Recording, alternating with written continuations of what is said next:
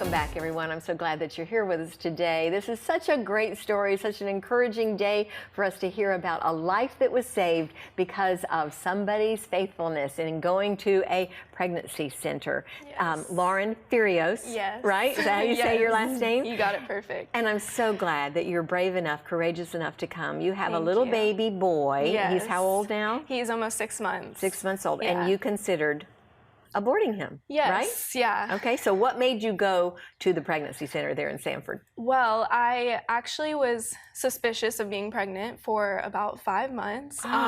You weren't yeah. sure? You hadn't done a pregnancy test? Well, I did. I Okay. did a bunch of them, and they would all come out positive and negative. So Oh. I just kept on holding on to the hope Yeah, that I was maybe not. Right. So one day I took another one, and it came out positive, and it was pretty far along, you know, Yeah. so I was like, I really should go check. And so my best friend looked up, free pregnancy tests, and the pregnancy center was the first thing that popped up when she looked it up. So we went that week. Is that because you lived in that area, in the Sanford area? Yes. Okay. And so we went that week, and I went in, and they just welcomed me. They were so kind to me. I was terrified. I'm sure. And they gave me counseling and just made me aware of all my options in case it did come out positive. Right. And so they did the test, and she came in and she told me, "You're 22 weeks pregnant." And I was devastated. Did you cry? Yeah. Yeah. Did your mother know? No, nobody really knew at this point, just my friend. So yeah, I was devastated. I was bawling. Yeah. I didn't know what to do. Right. Because you're now how old? You were 19. You were 18 I was at the 18, time. yes. Yeah. Had you graduated yet from high school? Yes, I had just graduated recently. So this is a life changer for you. Yeah, yeah, it really was, and in the best way. But it didn't but seem at that like time, that. I'm sure you're not thinking, this is great, this is ruining my life. Here I am, 18 years old, going to have a baby, I don't know what to do. Exactly, and with the upbringing that I had in a Christian home and the morals that I had been brought up with, it was just, I couldn't even fathom telling my parents. I didn't even know. I knew it would be just devastating to them, but... Did they encourage you to tell your parents? Yes, Andrea did, and she really walked me through how to do it and counseled me, and I couldn't have done it without her. Okay, so how did you do it? How did you go in and sit down and say, "Mom, guess what?" Because I have 2 daughters, and I always wondered, is that day ever going to come for me? Yeah, praise God it didn't until they were married. Yeah, it's the day that, no mom wants to experience. But I told my sister first because me and her have a pretty close relationship. So I went and told her, and she went with me to tell my parents. So she sat down next to me, and it took a while to get it out. But once I got it out, my mom, she just started crying, but she, hugged wrapped you me and in and just told me that we were going to get through this. And was there a dad too? Your dad? Yeah, he was there as well. And was he okay about it? Yeah, he did the same thing. He grabbed me and hugged me for like 5 minutes straight. Wow. Yeah. Hey, it's their first grandchild. Yeah. So they just told me that it was going to be okay and that we would get through this as a family. So nice. Yeah. Not everybody has that luxury. No. Yeah. It could have gone the other way. So when you, Andrea, you counseled her to tell her parents, you don't know what the outcome is going to be. Do you kind of tell a young lady that this could go well, or you could be in for rejection? Yeah, I mean, we don't candy coat it. We try to tell her, be prepared. Your mother and your father are going to be devastated. They're going to cry. They're going to scream. There might be yelling. There might be dishes flying. Wow. I mean, because this is it. And life-changing. we just really try to encourage Lauren, just be ready. They have every right. They're disappointed. Absolutely. They're crushed. Right. And so I just appreciated that. She's like, okay, she appreciated just the honesty, and give them space. If they're angry, give them space. They'll come around. I'm sure you've seen it all. Good but when she told me that bad. they were a Christian family, and she told me what church she attended, I knew right away that their family would not turn their back on her. It's just, I mean, we all fall short, know, and sometimes as parents, we think, I did my best raising my kids, but my kids, they still, they make their mistakes. But I knew what church they went to. I knew the pastor that had, taught her parents. And so I had that confidence for her. that they would not abandon her. But you're 22 weeks down the road, so Yeah. you still have a couple weeks to make a decision about whether or not Yes. to abort the baby. Yes, and I actually didn't even meet Andrea when I first went in. So I was, I left there devastated, like I said. I was considering all of my options. Definitely abortion was one of them because I saw no way out, and that was the only way I could see. Right. And she gave me a call from on my cell phone, and she was like, I saw your name, and I just felt God was telling me to call you. And I praise God for that call every single day because she just filled me with hope and just really with the truth and just that I could do it and that everything would be okay, and to not listen to the lies of the enemy, and that I could choose life over death. So did you think about putting the baby up for, you've made the decision to keep the pregnancy, but did you think about putting the baby up for adoption? I did. And I considered it, and I talked it over with my parents, and they just were completely against it. They were like, we need our grandson. They were, sweet. Yeah, so I'm very happy with my choice. So you have, though, 4.5 months, let's say, it's about that, of going through a pregnancy. You're going to church, you still have your friends, you're obviously starting to show now. Yes. How are you dealing with the stigma? Because there is still, it's not as bad as it used to be, but there's still a stigma being a single pregnant mom. I would get a lot of looks, and I felt very uncomfortable with going to church, even though I shouldn't, but I did, and I felt judgment from people, even if there wasn't judgment. So it was really difficult, and I wanted to keep, God first and stuff in my life. But yeah, it was definitely a hard time, and just going out in places and them seeing such a young girl and just with a big belly, it was hard. But were there any stories of people at church who did wrap their arms, not literally, but maybe figuratively around you and tried not to make you embarrassed, or said, it's going to be okay, Lauren? Yeah, there were, a few here and there that were close with my family that definitely reached out and made me feel. Because shame on us as a community if we don't do that. Yeah. We are the church. We are to love each other. Andrea, you said it so beautifully. We've all sinned and fall short of the glory of God. So there's no reason for us not to embrace you. Yeah. Another thing, Barbara, that I'm really proud for Lauren is during her pregnancy, as soon as she made the decision that she was going to carry to term and she was going to keep this baby, she became enrolled in our Earn While You Learn program. And so once or twice a month, she was in there faithfully watching videos, checking out books, learning how to be a mom. Wow. And then, of course, that's where she would earn boutique bucks, and she can go and shop in the boutique. But she was a regular in there, so the volunteers and staff got to see her. Learn while you earn. Earn while you learn. Yeah. Okay. Did you know anything about that program ahead of time? they had informed me about it before I left. So that was really cool because I was able to learn. I knew nothing about being a mom or having a baby or being pregnant. So it taught me so much, and I was able to get diapers and formula, different things I could buy with the Earn While You Learn bucks. So you live with your parents now with the baby? Yes, I do. I still live and they with my love parents. this baby boy to death, I'm yes. sure. I'm so sad that you couldn't bring him, but I know it would be so hard on the set. He's just a bundle of joy.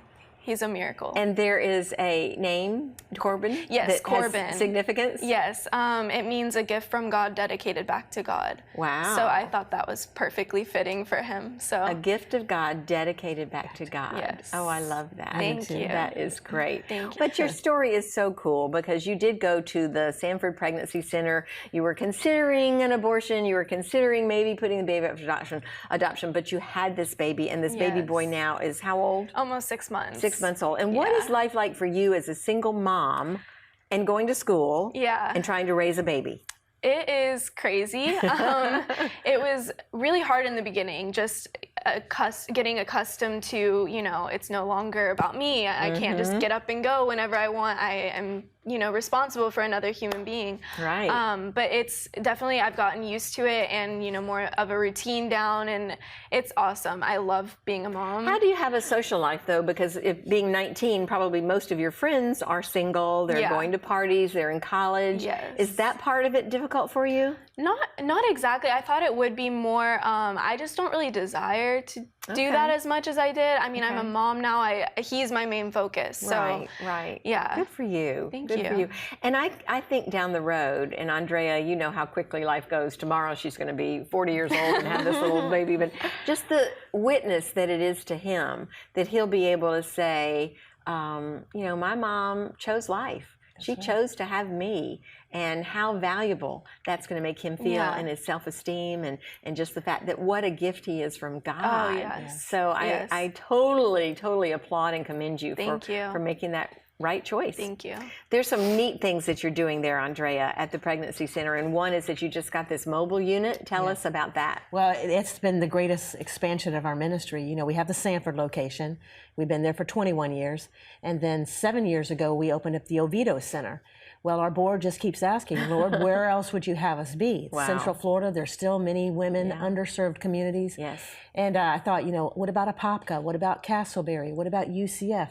And it was like the Lord said, yes, yes, yes. Well, am I opening up 3 new centers? Yeah. No, you're going to have a mobile unit, a pregnancy center on wheels. Perfect. So we have this beautiful 25-foot Mercedes Sprinter, beautifully state-of-the-art, just outfitted with, again, a medical facility. So we have a driver, we have a sonographer, and a client advocate that travels 4 days a week to Now, various do they just show up, or how does well, we have somebody... certain locations. I mean, and that's something we're still figuring out is what's the best corner, where's the best parking lot, you know, getting permission from property managers or churches or restaurants. What does it say on the van? It's a beautiful van. But does it say anything? Yeah, it says free pregnancy testing and free sonograms. Okay. And and And so you confidential. just go park there and hope that people come. Yeah, but they also come because they go on our website and they could see where our locations are. Oh, okay. Which is just on a given day, you might show up at a certain You just point, go so on the they know. website and say, oh, there's a Sanford location, there's Oviedo. Oh, the mobile unit is in Apopka today. They can actually go online and schedule an appointment. So